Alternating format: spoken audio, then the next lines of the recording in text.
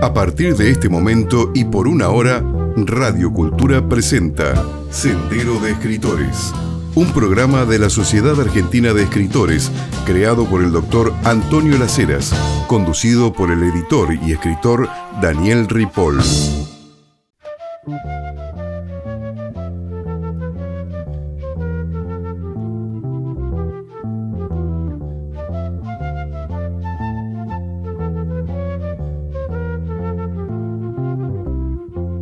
Hola, ¿cómo están ustedes? Buenas noches, buenas tardes a lo mejor, o buenos días, depende de cuándo estén escuchando este programa.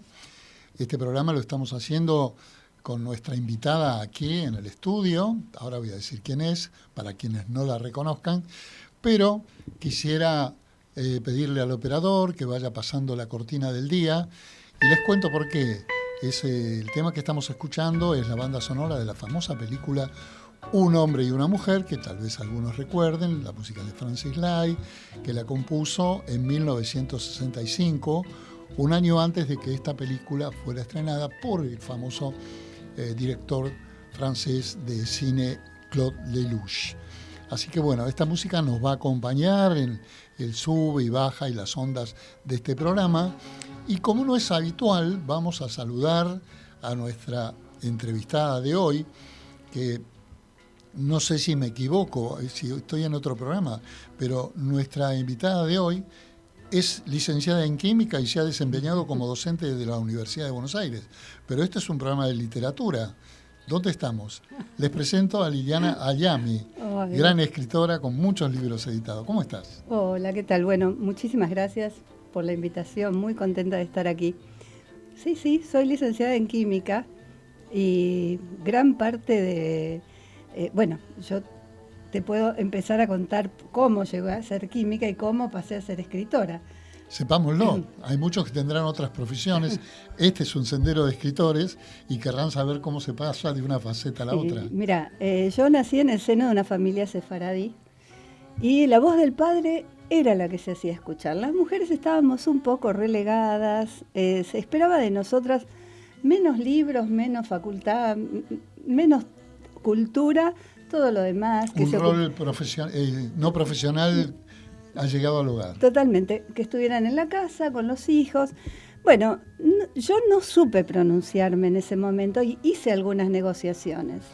Los libros los traía a mi casa, los leía, pero en el momento de querer estudiar una carrera universitaria, no supe pronunciarme, porque tenía que seguir ciertos mandatos, estudiar algo que sirviera, que valiera la pena. Por ahí se me había ocurrido psicología, pero no supe pronunciarme, la verdad, porque no vamos a... Subrayo la utilización de esa palabra, pronunciarse, ¿no? Parece como un entramado de orden político, es una pronunciación, no. Yo no soy una cosa, soy otra. Era no saber manifestar mi deseo, no saber manifestarlo. Y estudié una carrera de química, larga carrera, que me gustaba mucho la matemática y me gustaban mucho las ecuaciones. Hoy me siguen gustando, me sigue fascinando, pero una vez que terminé la carrera yo sentí una insatisfacción enorme. En el laboratorio, hacía docencia, eso me gustaba un poquito más, pero sentí una enorme satisfacción. Y algo que a veces uno no sabe cómo, una intuición o esa misma insatisfacción me llevó a las puertas de un taller literario. Y yo estaba ahí, algo se destapó, empecé a escribir, a borbotones, mal, pésimo, porque realmente no sabía escribir, porque estaba la excesiva, la sentimental, la melodramática, no había literatura. La economía de la literatura, ¿no? Ni la cuestión de la punta del iceberg, no, todo eso era desconocido para mí. Yo tenía lecturas que durante la carrera las sepulté, no las escuché más. Y cuando di con un maestro extraordinario. ¿Quién fue? Recordémoslo. Santiago Kovadlov.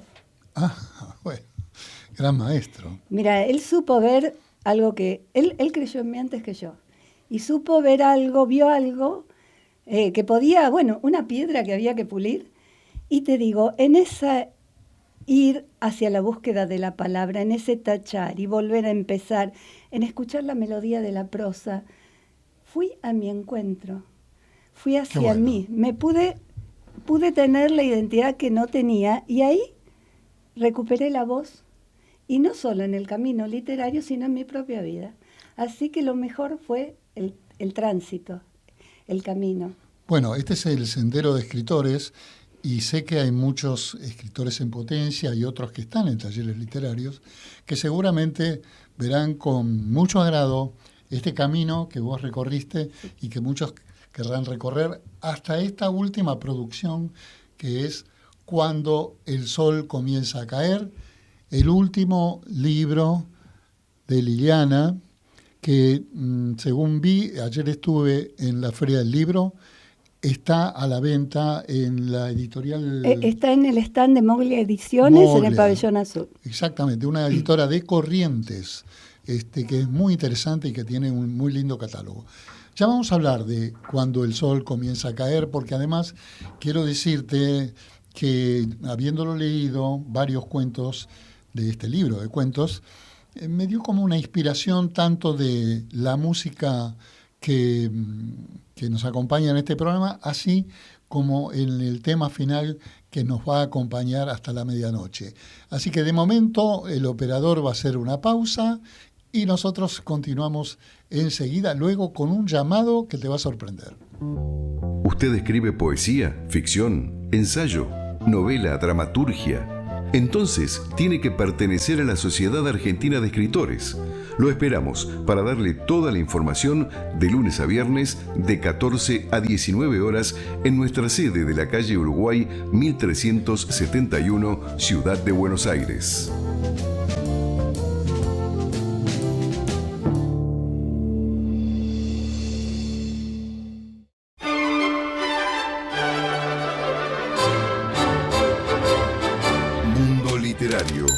Una mirada veloz por las últimas novedades ocurridas en el mundo de las letras.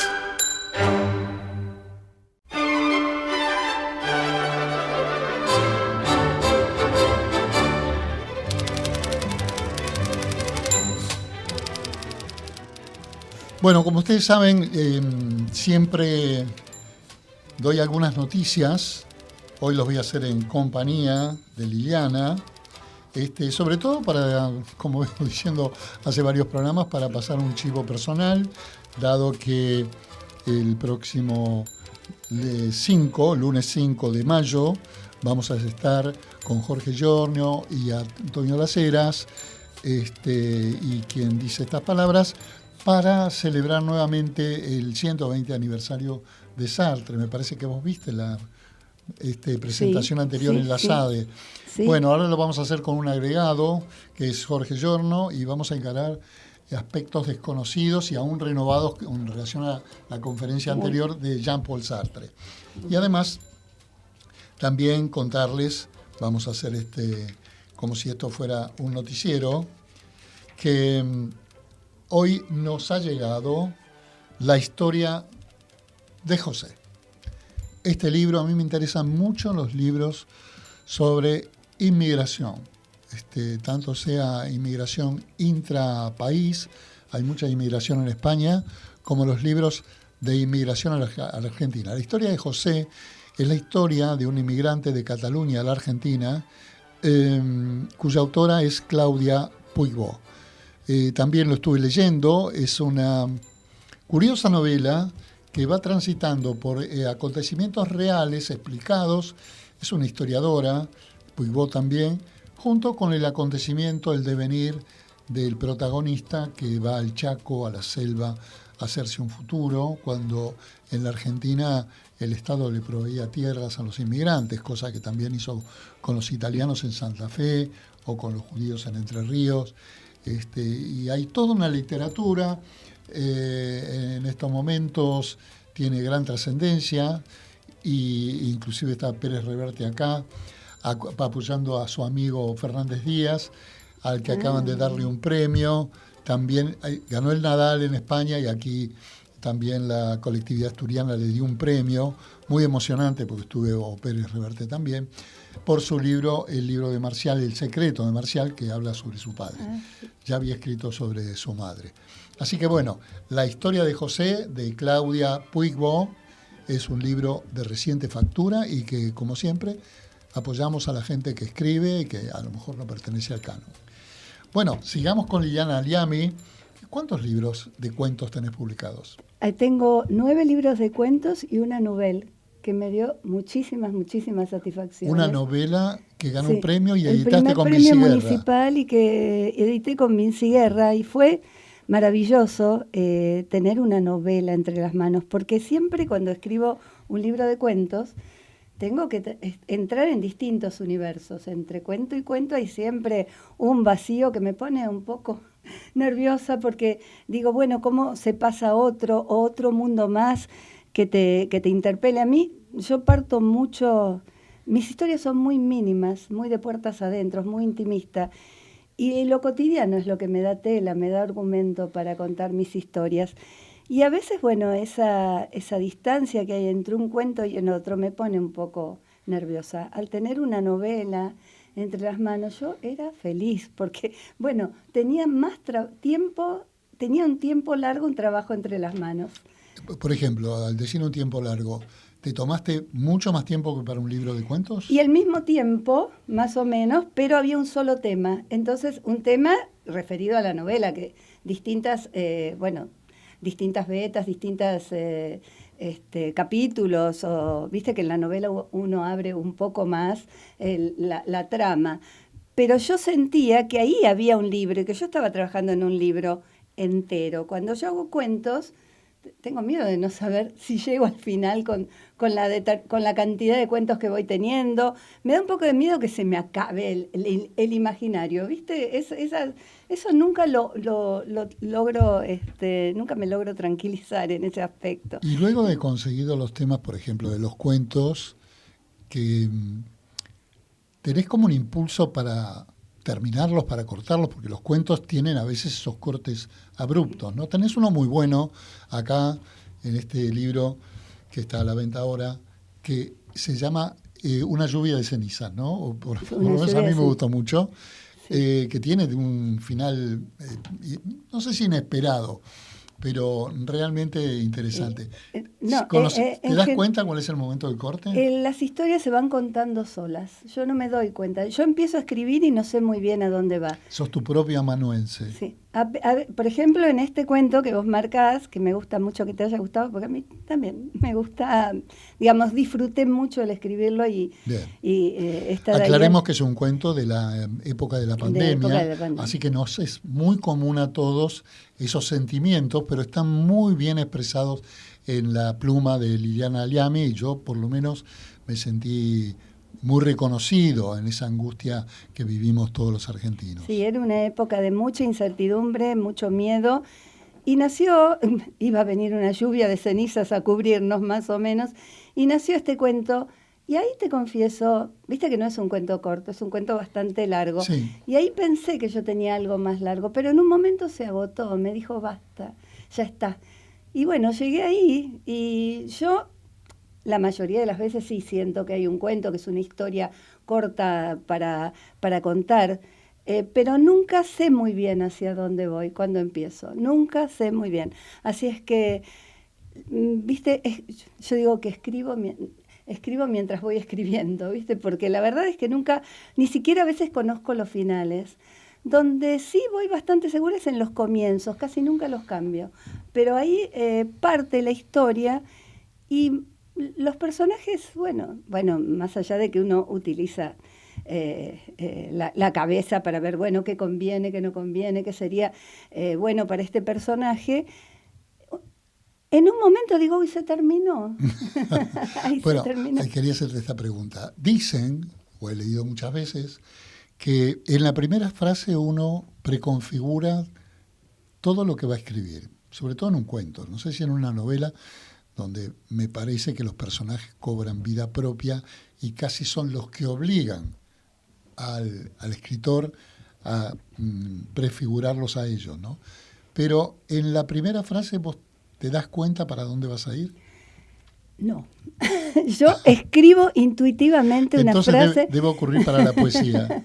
No sé, pero yo no me doy cuenta. Pero sabés que cada escritor me parece a mí que tiene su manera. Yo digo, bueno, lo que te decía es que en general no cambio los principios, pero yo hablando con una escritora amiga me decía, no, yo siempre cambio el comienzo, porque después cuando voy yendo hacia el final, me parece que el comienzo lo tengo que rehacer. Y a mí nunca me pasa eso. Por el contrario... Es decir, nunca los cambiaste, el inicio. No me pasa eso, claro. El inicio está y de ahí parte. Algo, yo siento algo que tiene que ser dicho, pero no sé muy bien. Entonces es verdad. A lo mejor vos no te das cuenta, Yo, pero es verdad que ocurre. Claro, yo no me doy cuenta. Bueno, y también, viste, como yo soy una química... yo soy muy intuitiva para la escritura. Ajá. Para nada pienso en... bueno, por supuesto, sí. Acabo de enterarme que sos geminiana. No, taurina. Taurina. Soy taurina. Perseverante y... Conozco taurinos, sí, son perseverantes, muy perseverantes. Muy perseverantes, sí. Es cierto. Y bueno, escúchame, yo empecé grande con todo esto. Y como yo te decía, ese trabajo que hizo... ¿Cuántos años hace que estás escribiendo? Y bueno, ya hace... A ver, en el 95 publiqué mi primer libro. Bueno, pero tenés una carrera importante. Claro, pero a mí siempre me parece milagroso esta mujer que había quedado un poco silenciada en lo que fue ese camino y que me llevó a esto. Porque yo mientras escribía y mientras hacía ese proceso con Santiago Kovadlov, yo no pensaba que iba a publicar. No me imaginaba para mí. Te bastaba la actividad del taller, sí, todo ese movimiento y descubrir. Esas charlas que yo tenía con él, ir descubriendo. Bueno, me fui enamorando de lo que es la literatura y me encontré con una vocación. Y el encuentro con una vocación es maravilloso, ¿no? Pero se despertó tarde. Una vocación que no había sentido en relación a la química. No, no la había sentido. Igual era como una materia que estudiaste y llevaste adelante. Claro. No lo hacía con la pasión con que hago esto, pero como era buena alumna y era una chica que sabía que hacía lo que tenía que hacer, después me rebelé un poco. Pero... Claro. Bueno, la vocación es una disciplina que uno haría aunque no le paguen por ese trabajo. No. Claro que sí. Por eso los editores aprovechan mucho de los autores, porque si no les pagan lo harían igual. Sin porque duda. Es una necesidad escribir y también como esto es un sendero de escritores, quiero decir que la tarea del escritor no es solamente escribir, sino también hacer que se conozca su escritura, porque un libro que no lee nadie no termina su camino. Pero ahora estamos en condiciones, creo, si en la producción me dicen que sí, de conectarnos con una persona que te va a sorprender. A ver. Lo tengo ahí ya. ¿Cómo está Rodolfo Edwards? Hola, Daniel Ripoll, ¿cómo le va? Bien, encantado de verte y oírte y reportearte en este día que ya acaba de aparecer tu nuevo libro. Y tengo aquí a mi lado una señora sobre la cual vos has emitido palabras. Y no solamente emitido, sino que parece también escrito. ¿Es verdad? Bueno, no sé si te acordás, Rodolfo, pero vos hiciste una reseña hermosa de mi libro de cuentos, Los que están solos. Y bueno, yo te estuve sumamente agradecida porque además lo hiciste con una profundidad y un lirismo, una manera de escribir que me hizo ser un poco fan de tus reseñas, porque me gusta mucho cómo las haces. Una sorpresa para ella que estés vos, sí, y también una sorpresa para vos encontrarte con una de tus, entre comillas, criticadas. Totalmente, una sorpresa total. Pero bueno, estamos acá también para celebrar tu nuevo libro, que en realidad se refiere un poco a lo que veníamos hablando. Sí, totalmente, Daniel, porque el libro se llama Todo es poesía menos la poesía, y son artículos, conferencias, presentaciones de libros. Es una miscelánea de todo lo referente que escribí en relación al género que más me gusta, que es la poesía, ¿no? ¿Y incluye poesías tuyas este libro? No, Daniel, es un libro de mis artículos periodísticos, mis reseñas, como te decía, conferencias que di, este, algunos artículos inéditos también. No, es todo crítica literaria, como te digo, reflexiones sobre el oficio y opiniones sobre un montón de cosas. Pero no incluye poemas míos. Hay otro libro que muy pronto va a salir, calculo que dentro de 2 meses más o menos, que es un libro de poemas, que se llama Ponele música al libro. Ponele música. Muy bien, pero en realidad este libro de poemas tendría que salir pretérитamente, porque tu último libro se llama El campeón del baile suelto, pero ahora hay que ponerle la música. Hay relación con la música, Daniel, vos me conocés y sabés la importancia que tiene la música en mi vida, ¿no? O sea, bueno, es muy bueno eso para un poeta, claro. Bueno, y decime, ¿el libro está a la venta por lo menos en estos días en la Feria del Libro? Sí, el libro salió hoy apareció el libro. Muy bien. Hoy salió publicado y distribuido por la editorial Milena Cacerola. Muy bien. Sí, ahora hay unas jornadas previas a la inauguración para el público de la feria de editores. Y entonces mi editor ya me mandó una filmación del libro que ya está expuesto en el stand de la editorial Milena Cacerola. Me alegro, muy contento. Me alegro todavía muchísimo. no lo vi, todavía no lo tengo en mis manos, pero ya se puede recibir en la feria a partir del viernes. La verdad que es inédito para mí hacer un doble reportaje como en este momento y coincidir en una persona que ha escrito sobre otra. Sí. Así que bueno. Yo encantada de conocerte y te felicito por este nuevo libro. Te recuerdo entonces el libro de Liliana Aliami, Cuando el sol empieza a caer. Nunca mejor que en otoño, en un clima, cuando el sol empieza a caer, que luego de la conexión con vos, le vamos a preguntar a Liliana el motivo del título. Y bueno, desearte el mayor de los éxitos, Rodolfo. Una última pregunta. Sé que también por tu conexión con la música, porque también lo vi en la Feria del Libro, te cuento, en el stand del Gourmet Musical, vi un libro tuyo, me imagino que reciente, sobre Isa Portugués, que fue un baterista de la música argentina muy importante, donde vos figurás como prologuista y editor. ¿Cómo te encontraste en esa nueva función? Sí, mirá, en realidad sí lo hice en otras oportunidades, también lo de ser editor y prologuista de algún texto que he trabajado con algún autor, pero en este caso fue un caso muy especial porque, bueno, para mí Isa Portugués era una especie de mito o de leyenda del rock nacional, ¿no? Baterista de la pesada rock and roll, integrante de Punch con Catilo.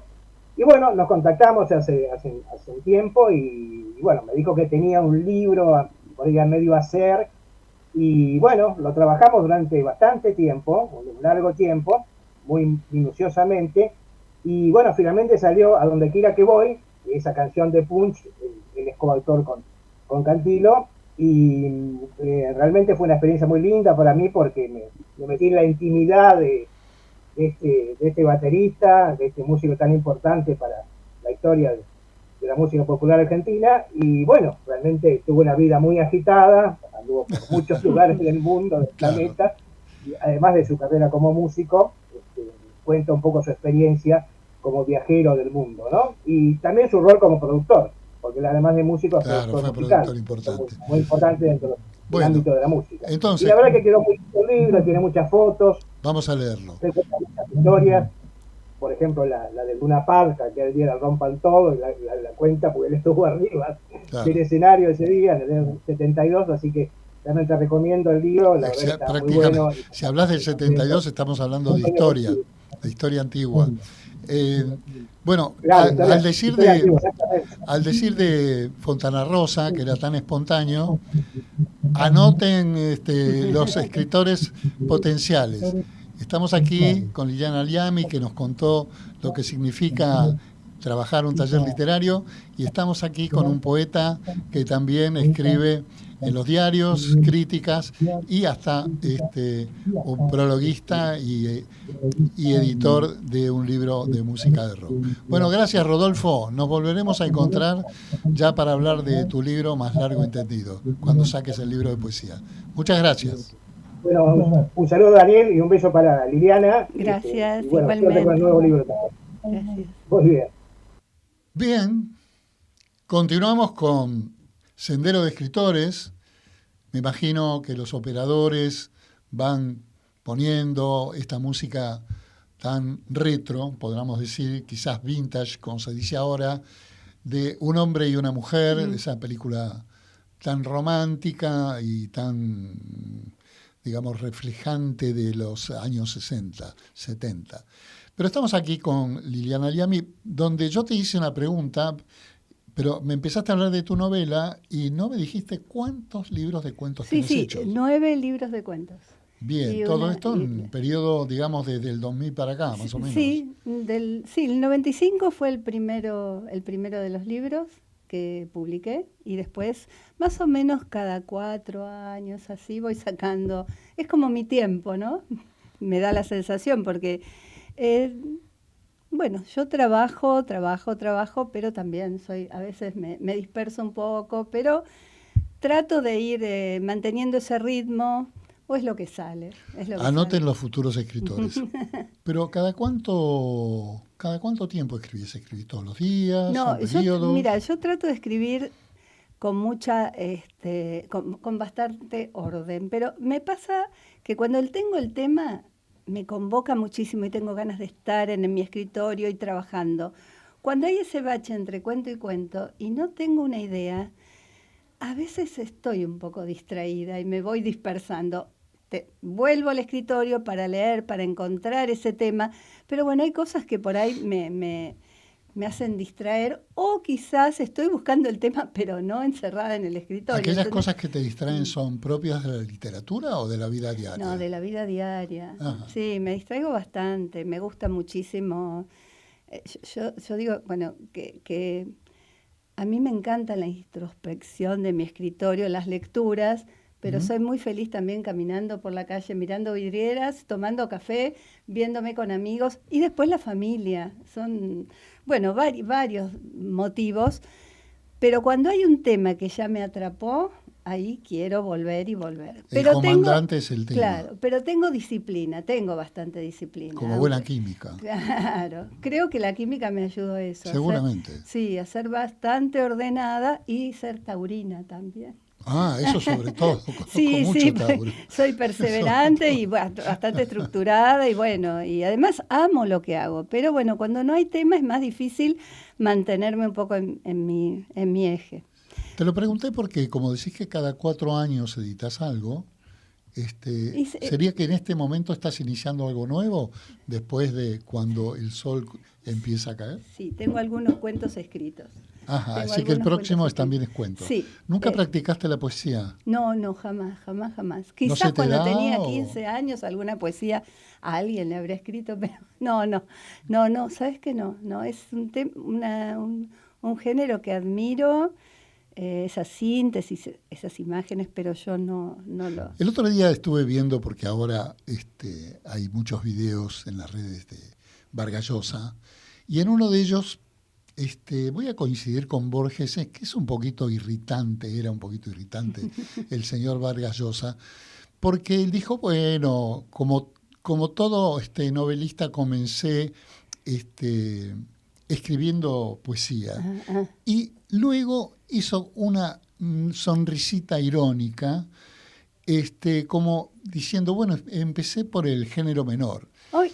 Y la verdad que suele ser bastante despreciativo. Vargas Llosa lo ha sido con mucha gente, empezando por Borges y siguiendo por García Márquez.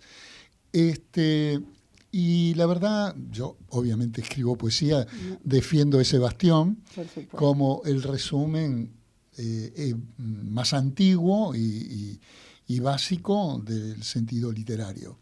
Por supuesto. Pero creo que todo escritor lleva un poeta dentro. Eso sí. ¿Cómo se refleja en tu No, yo escritura? creo que, bueno, cuando yo leo poesía, a mí me maravilla el tratamiento que hacen de las palabras. Yo tengo otra forma de hacerlo, pero cuando... Tenés una prosa muy fluida. Puedo dar fe Mm. de estos varios cuentos que leí de tu último libro, que uno se monta en esa idea y sigue leyendo y no se da cuenta porque cuando un libro te llega, fluye.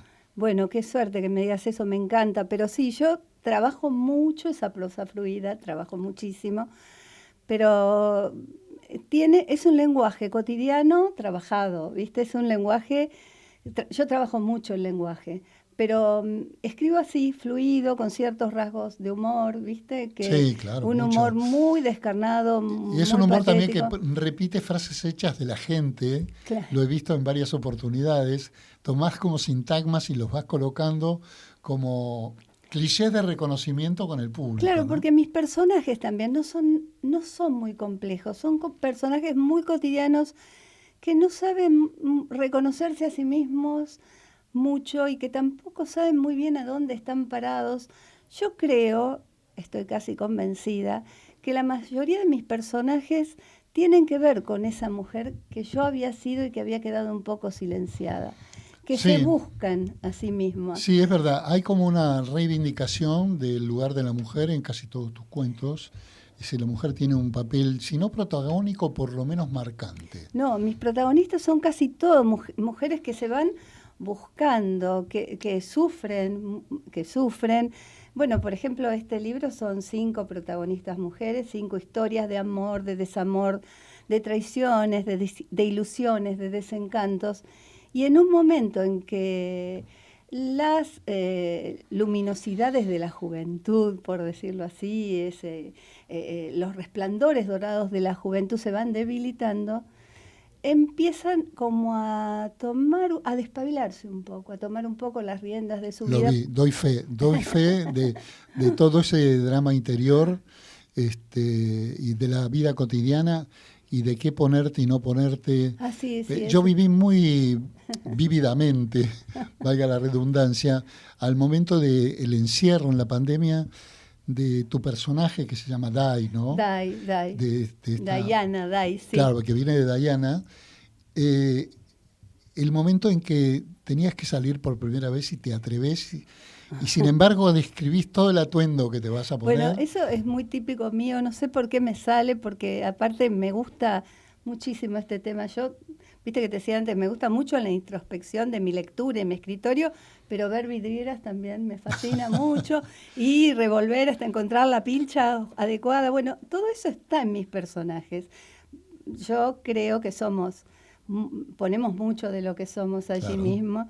Y esta mujer además que tenía frente al espejo se aterraba, ¿no? Y esa falta de complicidad con los espejos también es un tema que es una obsesión mía.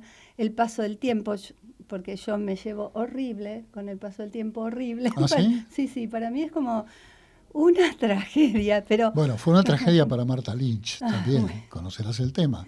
claro, Pero supongo claro. que tu No, familia te revitaliza. sí, no, ¿sabes qué? Lo que me pasa, no solo por los cambios físicos que uno sufre inevitablemente, también por las renuncias que el cuerpo te va imponiendo, pero porque queda menos tiempo para disfrutar, menos primaveras que ver, menos gente con la que poder charlar. Y a mí me da un poco de temor cómo seremos, cómo llegaré, si es que llego a ser una mujer muy grande, y lo que desearía es morir deseando, ¿entendés? Me da un poco de miedo de qué será en el futuro esa mujer que hoy tiene pasión, ganas, y bueno, ¿en qué se va a transformar? No sé. Parece que el hecho que, no sé si aleja la muerte, pero sí la idea del fin, es tener proyectos. Sí. Así que luego de esta pausa que el operador va a hacer para poner un momento de publicitario, vamos a seguir con el programa. Bárbaro. Y estamos aquí nuevamente con Liliana Ayami para, después de hablar todo esto de tener proyectos, el lógico temor a la muerte o o no solamente a la muerte, sino a la incapacidad de hacer todo lo que viniste haciendo. Y vos, que sos escritora, quiero hacerte una pregunta como entre filosófica y que es importante, luego de haber hecho una obra, preguntarse o que nos responda, ¿por qué escribimos? Yo creo que escribo para conocer, primero porque no sé hacer otra cosa y me encanta en ese recluirme, me protege de la exterioridad, me protege del mundo cotidiano, y sin embargo es eso cotidiano lo que llevo a mis libros. Parece medio paradójico, pero yo en ese espacio de escritura, de creación, cuando puedo resolver un cuento, cuando encuentro el matiz que le puedo dar a un personaje, es el momento más pleno y más feliz, porque para mí es una maravilla. Bien. Y es casi un milagro, porque es como si uno fuera dicho, ¿viste? A veces, no sé. Como si uno fuera dicho. Como si uno fuera dicho. No sé, a veces no creo ni yo misma que pude haber pensado eso y sale. A ver, pongamos la introspección que nombraste varias veces. Bueno, no, físicamente. Tenés tu escritorio, es tu lugar sagrado, nadie entra ahí, no, pretendés estar sola. No escucho música, no escucho nada y me cuesta bastante, voy mucho hacia atrás y vuelvo, voy mucho hacia atrás y vuelvo y voy pensando en lo que quiero escribir. No tengo una fluidez de pensamiento tan grande como mi prosa, o sea, te digo, está muy trabajada esa prosa para que parezca así. Bueno, escribir fluida. Es corregir. Claro, también, ¿no? Claro, eso también es confiar en lo espontáneo no es de buen profesional. No, totalmente. Porque uno siempre se cree Gardel y resulta que no es ni de pera. No, aparte yo, por ejemplo, escribo algo que me parece que está fantástico, el otro día lo leo y digo, esto era fantástico, no era para nada. Pero la idea está y vuelvo a trabajar. La noche es la crítica más terrible de todas. Sí. Entonces, bueno, vuelvo otra vez, pero ahí estoy feliz porque estoy buscando la forma de crear. Ese proceso creativo a mí me da una enorme felicidad. Y además escribo también, a mí la escritura me llevó a conocerme. Entonces yo siempre encuentro en esa manera de poder ir trabajando las emociones. Además trabajo mis propias emociones, ¿no? Porque, bueno, como yo te decía, parto de lo cotidiano, muchas veces de lo autorreferencial, y a veces ese tema que de repente surge y que es traumático, después cuando se convirtió en literatura o cuando pude convertir esa puntapié inicial en algo literario, y pienso en ese momento traumático, ya no me resulta tan traumático. Es maravilloso porque... Bien. Y tengo esta pregunta. Sí. ¿Te emocionás cuando estás escribiendo? ¿Encontraste la palabra o aquello mismo que dijiste te despertó una emoción? Me levanto de la silla y bailo un poco. Sin música. Sin música. No, me hace muy feliz eso, reconocer que hay algo ahí, ese descubrimiento me encanta.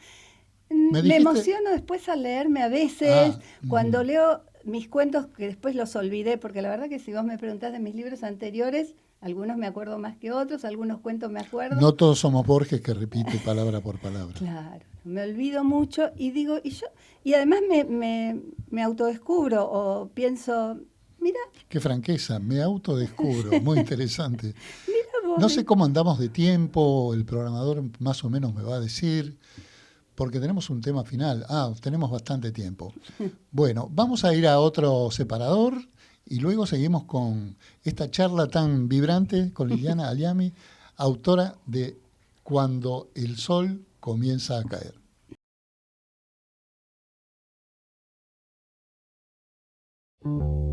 Atrévete a vivir en plenitud, el nuevo libro del doctor Antonio Las Heras. Puede adquirirse por Mercado Libre con envío a domicilio o en locales de Librerías Cúspide.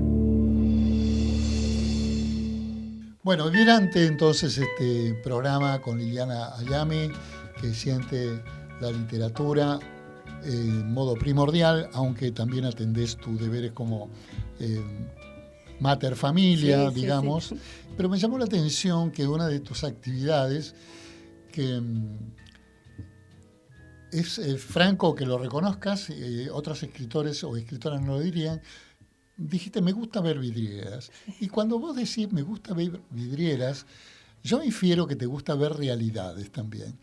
Pero aparte de ver vidrieras, ¿te gusta ver la vida pasar? Muchos escritores se sientan en los cafés, yo soy de las que me siento en el café y observo, soy una frecuento muchísimo los cafés, yo llego a todos los lugares siempre una hora antes, me siento en un café y observo y me hace feliz esa situación de estar y de mirar. Tenés una colega que hace una colección de los cafés. Alina Diácono, claro. Famosa por descubrimientos de cafés. Sí. Aparte es encantadora. Yo la sigo en Facebook y tenemos algún contacto, nos hemos hablado alguna vez. Y la verdad es que reconozco en ella esas ganas de estar en los cafés y yo lo siento también así, me gusta muchísimo. Y a veces estando en el café te surgen ideas, las anotás, anoto, en el papel o en el teléfono. No, anoto en la servilletita.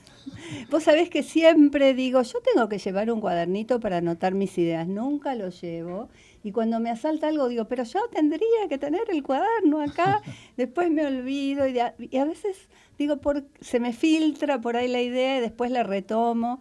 Pero soy bastante desobediente conmigo misma en eso, ¿viste? Porque hago cosas que digo, pero ¿por qué no tengo un cuaderno? ¿Viste que la gente que escribe tiene un cuaderno, lleva la lapicera?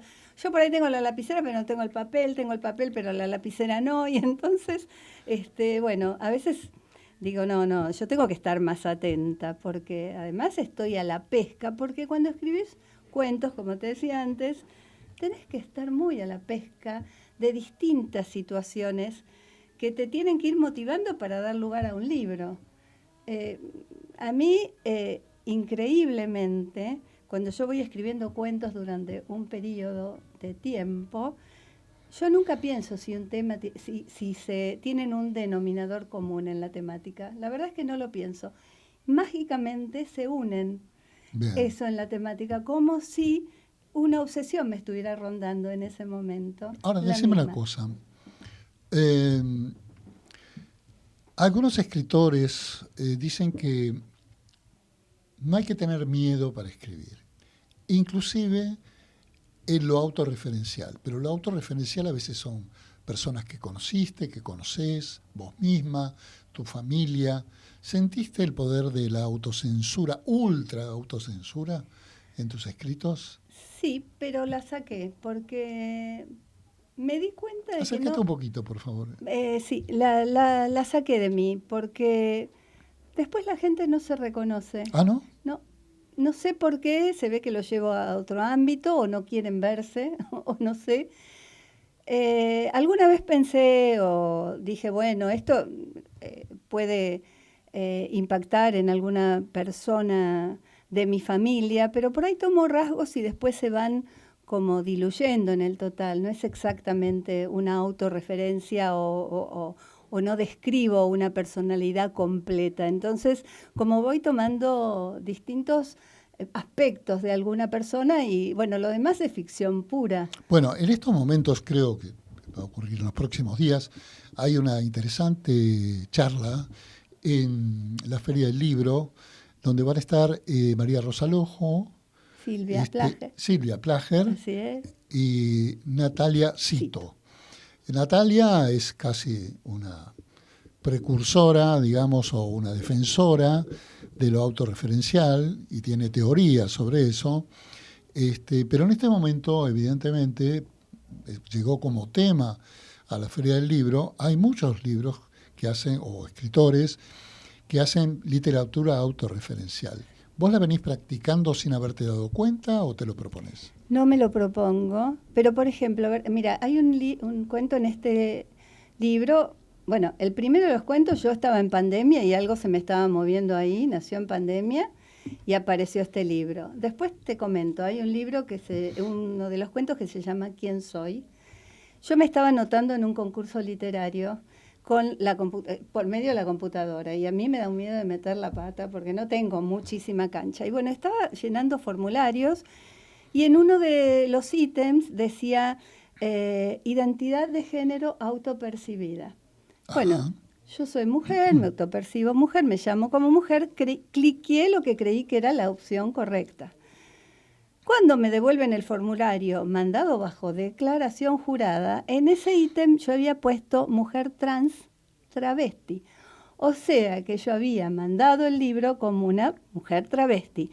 Y lo que me desesperaba era que era mentira. Claro. Porque, ¿qué hubiera pasado? Bueno, por suerte mi editora me ayudó, llamé, hice unos líos bárbaros como para salir, volver a poner el formulario bien, pero ahí me dio la idea de qué hubiera pasado, y es lo que le pasa a mi protagonista, que queda inscripta como mujer travesti, gana el concurso, es reconocidísima por la Asociación de Mujeres Travestis, y ella siente que esas personas que han sufrido cosas distintas que les sufrió ella, ¿cómo pudo interpretar el dolor de ellas? O sea que se siente falsa como en su propia escritura. Y hace todo un recorrido de ese estilo.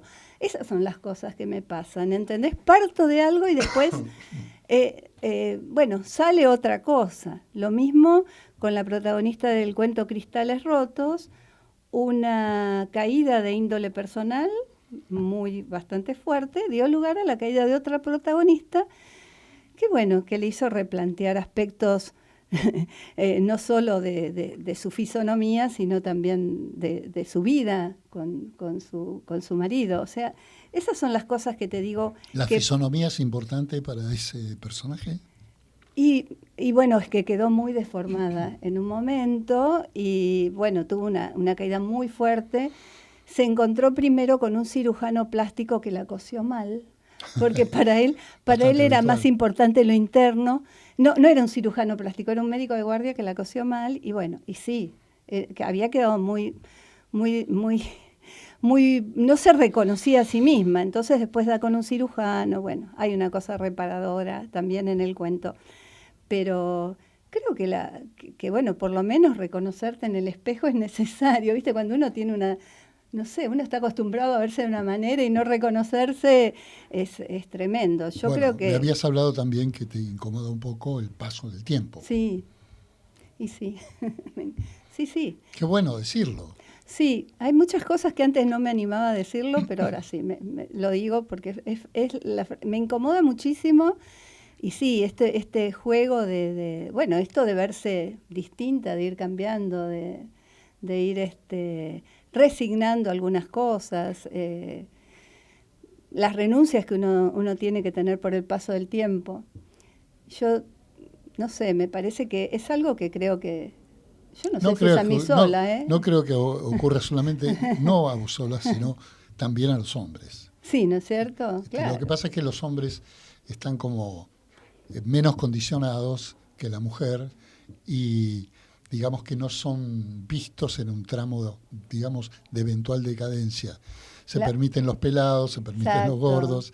La mujer tiene algunas condiciones ¿Tendría que salir la mujer de ese mandato, digamos, frente a la mirada de los otros, en esta modernidad?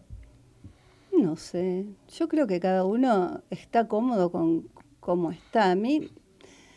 Yo no sé si tiene que salir. Si se siente feliz saliendo, perfecto. Ojalá yo fuera un poco más libre. Te lo pregunto porque, por ejemplo, últimamente hay muchas mujeres que no se tiñen más. Que no se tiñen. Con su peino blanco. Y yo las veo a veces preciosas. No podría hacerlo yo. Te soy honesta, no puedo. Estoy bastante prendida. No, si ya nos lo avisaste de entrada. Sí, no cabe duda. No, estoy bastante prendida en parte. Bueno, no sé, pero me parece bárbaro ciertas libertades que yo no tengo, sí, las admiro. ¿Y cómo te encontrás ahora como la protagonista de tu cuento, con toda esta literatura proveniente de la identidad de género, algunas muy famosas, que están emergiendo, ¿no? Pero sí, pero además me gusta muchísimo leerlas y me parece un trabajo estar en esos cuerpos. Justamente este personaje que habla de las travestis, dice, ella tenía sus propios problemas, pero no era lo mismo que nacer en un cuerpo y sentirse otro. Hay un trabajo enorme. No, yo valoro muchísimo ese trabajo de o esa necesidad de manifestarse y de ser lo que son. Y además yo, bueno, cuando las leo, cuando las escucho, creo que hay un sufrimiento enorme. Sí, claro. Hay la literatura del dolor, que supongo que será una primera etapa cíclica literaria, para después probablemente derivar en una literatura en sí, sin que estemos preguntando de dónde proviene y cuál es el género pero además, del autor. Hay bueno, ahora no me acuerdo el nombre de la autora de Las Malas, que es un libro que es literatura. Sí, claro, que tiene un éxito. Un éxito y además es hermoso ese libro. No, a mí digamos que yo soy muy crítica conmigo misma, pero a lo mejor con los demás no, al contrario, yo soy muy abierta con los pensamientos y con las elecciones de los demás y las disfruto y las valoro muchísimo. Bien, vamos a apelar a esa franqueza. Decime 3 autores tuyos argentinos preferidos. Bueno, últimamente, a ver, yo crecí con Cortázar, con Sábato y con Bianco. Pero Bianco era una lista que no es habitual que lo nombre. José Bianco, las novelas de José Bianco a mí me gustaron muchísimo. Después, bueno, Isidro Blainstein, Abelardo Castillo. Y hoy en día estuve leyendo a Clara Obligado. Leo muchísimas mujeres, como las que nombraste antes, Silvia Plager, por ejemplo. Argentinos, bueno, espérate que me acuerde. No hace falta. Pero porque no leo solamente hombres, mujeres, leo mucho, pero también me gustan mucho los americanos, por ejemplo. Bueno, en fin. Bueno, el foco que pusiste sobre Bianco es realmente excepcional. Creo que a veces hay que leer literatura que no es del canon. Afortunadamente ahora, sobre todo en las nuevas librerías de barrio, se está promocionando mucho la literatura de los jóvenes escritores, tanto como aquellos que no pertenecerían a la fama constituida de la literatura argentina. Creo que nos quedan algunos minutos. Nuestro amigo operador, si nos cuentan 2 minutos antes de llegar a... Bueno, entonces quiero contarte que como inspiración por haber leído Este sol que empieza a caer, me condicionó la elección de un tema que en realidad es una gran poesía y la gente olvida, de Jacques Prévert, Las hojas muertas. Con este ambiente otoñal vamos a ir llegando a la medianoche y quiero agradecerte con esta música, esta entrevista tan simpática, tan vibrante. Gracias. Que espero que le hayas transmitido, anoten los futuros escritores, el camino que debe continuar alguien que sale de una carrera rígida como es la química y se dedica a la literatura. ¿Qué nos podés decir al final para estos escritores que están leyendo? Que hay que seguir, que lo más importante es el camino, es lo que yo pienso, y hay que seguir los impulsos en la medida de lo posible que te dicta un poco el deseo. Por otro lado, quiero decirte que elegiste las cortinas como si las hubiera elegido bueno, yo, así que te felicito. Gracias. Y estoy muy contenta de esta charla. Muchísimas gracias por la invitación. Ya es la medianoche y quiero dejarlos con este audio y video de Las hojas muertas. Un gran final y nos vemos el próximo martes.